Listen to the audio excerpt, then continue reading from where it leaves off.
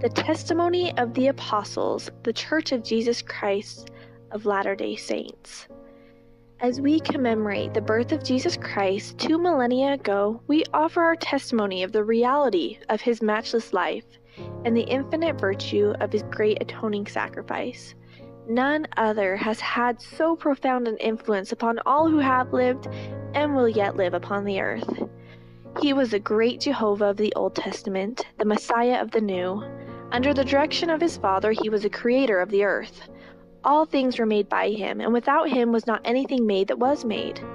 Though sinless, he was baptized to fulfill all righteousness. He went about doing good, yet was despised for it. His gospel was a message of peace and goodwill. He entreated all to follow his example. He walked the roads of Palestine, healing the sick, causing the blind to see, and raising the dead. He taught the truths of eternity, the reality of our premortal existence, the purpose of our life on earth, and the potential for the sons and daughters of God in the life to come. He instituted the sacrament as a reminder of his great atoning sacrifice. He was arrested and condemned on spurious charges, convicted to satisfy a mob, and sentenced to die on Calvary's cross. He gave his life to atone for the sins of all mankind. His was a great vicarious gift in behalf of all who would ever live upon the earth.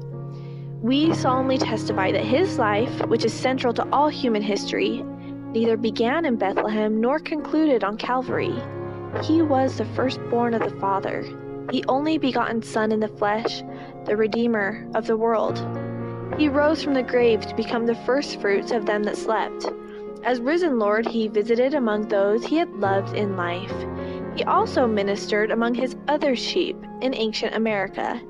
In the modern world, he and his father appeared to the boy Joseph Smith, ushering in the long-promised dispensation of the fullness of times. Of the living Christ, the prophet Joseph wrote, "His eyes were as a flame of fire.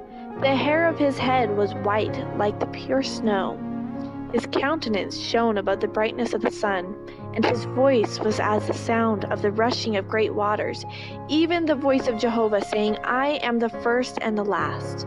I am he who liveth, I am he who was slain. I am your advocate with the Father."